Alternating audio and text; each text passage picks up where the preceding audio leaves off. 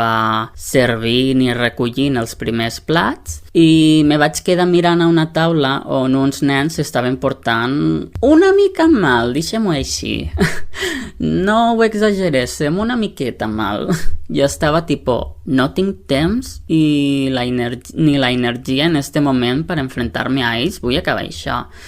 Perquè jo de normal, la veritat és que com per l'experiència que tenia, els crios mai me volen fer cas i llavors jo he adoptat una postura en la vida quan he fet de monitor de, mira, si s'estan distraent i s'estan divertint, putejant-me i marejant-me, endavant. Jo vaig a traure la paciència de Déu per aguantar-los un rato, que es distraguen i llavors ja el desmadre que ho gestiona un altre, perquè jo, si començo a gestionar, potser acabo a la presó.